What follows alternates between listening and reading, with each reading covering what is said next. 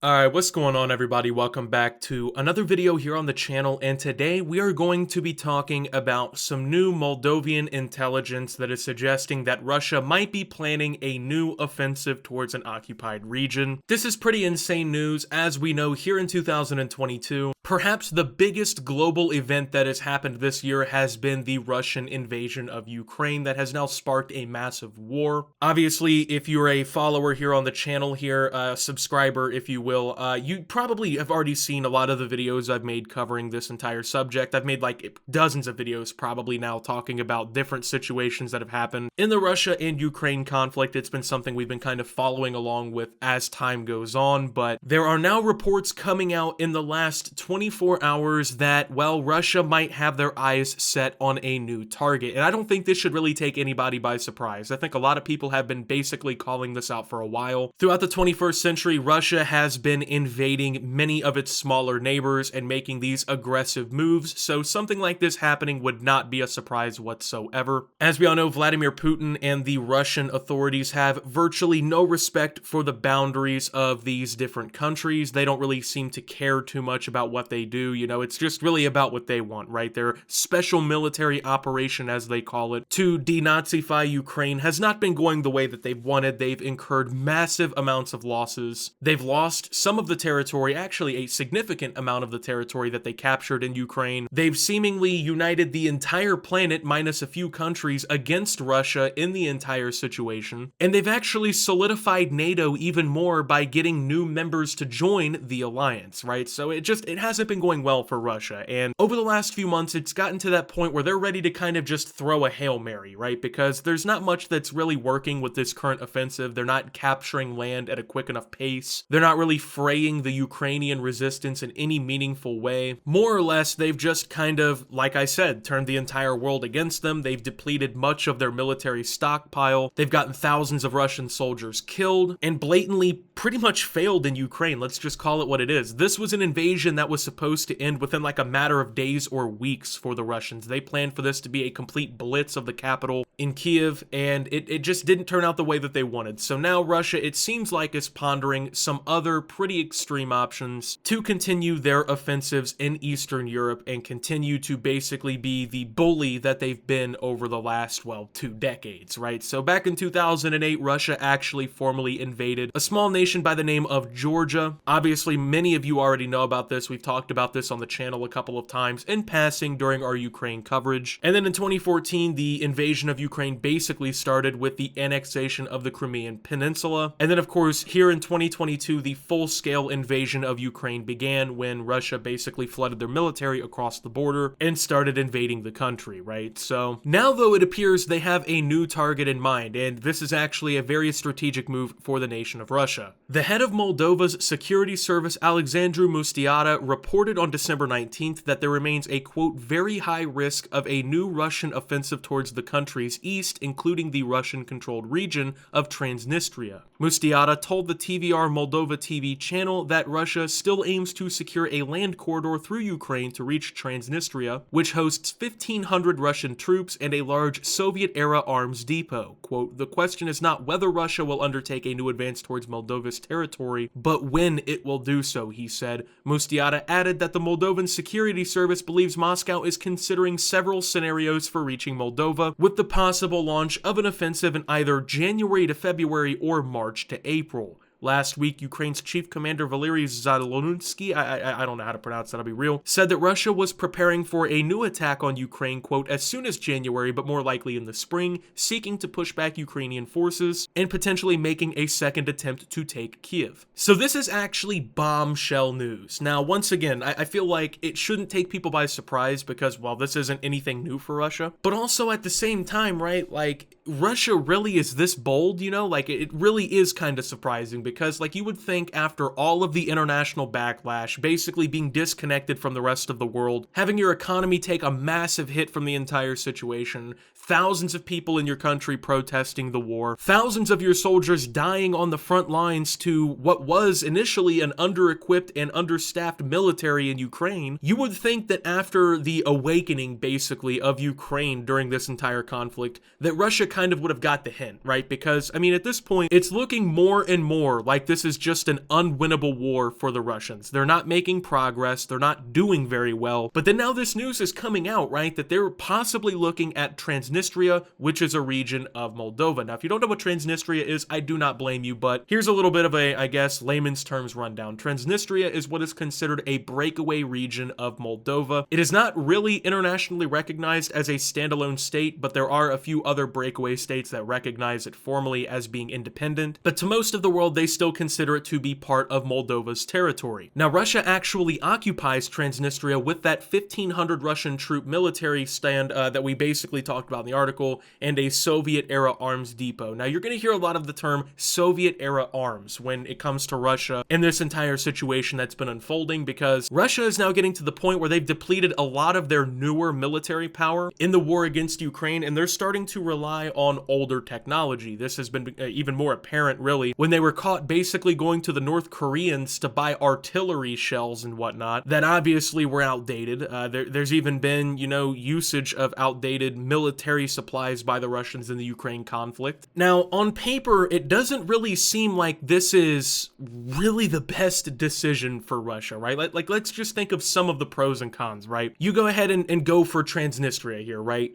You basically get control over like a couple 100,000 people. You get a small sliver of Moldovan territory that's not really super important. I mean, like, I guess for their offensive, it could be pretty important, but in the grand scheme of things, it's not like they're really getting that much, especially compared to what actually would be the cons, right? So if Russia goes through with this yet again, this is just going to solidify the world's stance against Russia, right? I mean, blatantly invading yet another country in Eastern Europe in the last, I mean, it hasn't even been 20 years since the invasion of Georgia. It hasn't even been 10 years since the annexation of Crimea. And obviously, it hasn't even been a full year since they invaded Ukraine fully. These kinds of warmongering moves by the Russians have absolutely turned everybody in Europe against the country, seeing them as a complete aggressor in the situation, which it's hard not to, right? But it's getting to that point where, like, I wonder now if Moldova would see military aid from countries like the United States, the United Kingdom, France, Germany, all these other NATO allied nations, if an invasion were to happen, like obviously we saw in Ukraine. I mean, the United States and all these other countries, right, have been blatantly supplying the Ukrainians with advanced technology that they've used to turn the tides of the war against the Russians. And I know Russians don't want to hear this, but that NATO weaponry has been kicking the Russians' asses. HIMARS systems, you know, all of the artillery and the ammunition and everything that's been given by these NATO nations, other firepower that's been supplied, it's been used to kick Russia's ass, really. I mean, going into this, Russia looked like the clear favorite. I mean, Ukraine, I don't even know if you could have considered them an underdog, right? But obviously, Moldova is even really smaller than Ukraine. I mean, they probably don't have any real capability to fight a full-on conflict in this manner, really, against this country. I mean, like, they probably couldn't defend themselves very well in this kind of situation, which is what makes it even really more pathetic by the Russians that they're doing something like this, right? Because, like, consider this, like,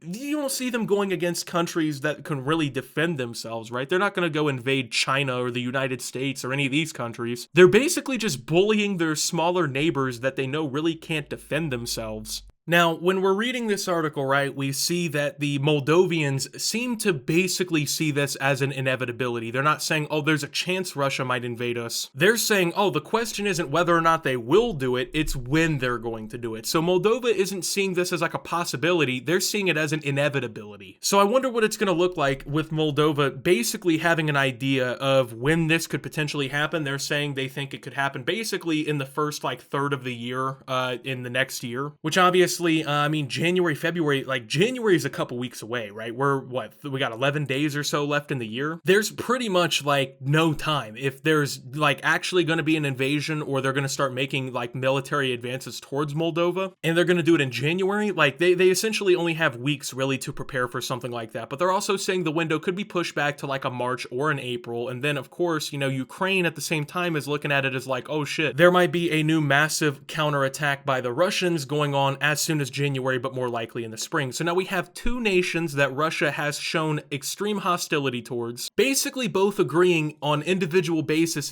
here that the Russians are planning some sort of offenses against their countries in the next like 4 months. So at this point, it looks like the Russians are kind of just going all out, right? Like they're just completely committing to the role that they've kind of put themselves into. They don't really seem to care about the international consequences of their actions. As scary and maybe as stupid as it sounds, I wonder if a military operation in Moldova by the Russians, regardless of how large or small it might be, even if it's just, restricted to Transnistria, I wonder if this would prompt, even more military buildup, from countries in Europe, right? We've seen a lot of countries in Europe kind of like starting to side-eye the Russians and use that as like a reason to build up their militaries even a little bit more. You have historically neutral countries in the Nordic region that are joining NATO finally. More or less, it's getting to a point where it seems like a lot of these countries are just kind of sick of Russia's shit. And I mean, can you blame them? Russia has been just being an aggressor in the region for years upon years now, and let's be real here, they think that they're gonna win in Ukraine or whatever here, right? Do you really think that's where it stops? Do you think Russia's just gonna invade one country and then stop? Look at all the historical examples of countries that, they invade one neighboring country and then they just stop. They don't invade anyone else from there, even if all the other nations around them are weaker and couldn't fight an invasion. How many countries in history have just stopped at one? It just doesn't make sense. This is honestly an inevitability, and it sucks to say, but like countries around Russia just simply aren't safe. Like if Russia feels that there's value in quote unquote starting a military operation in your country, they're gonna do it. And I mean, if they see Transnistria as a reason enough to go against the Moldovans here, that should really kind of tell you about the desperation that Russia's kind of in right now, right? Like they're really trying their hardest to make this work for them. And as much evidence as there is that it won't work for them, they're not hearing that. They're ready to go, and well, we might see even more Russian aggression early in the next year. We'll have to, of course, wait and see. I will update you guys more here on the channel as that starts to happen. With that being said, though, thank you guys for watching. If you did enjoy, make sure to leave a like, subscribe if you're brand new around here on the channel, follow me over on Twitter and Twitch at @subtheoptimus. Make sure to check out Shoptimus down below. Thank you to my Watch Optimus subscribers. Your support helps the channel tremendously. And until my next video, guys, this is Optimus talking about Russia potentially invading Moldova once again,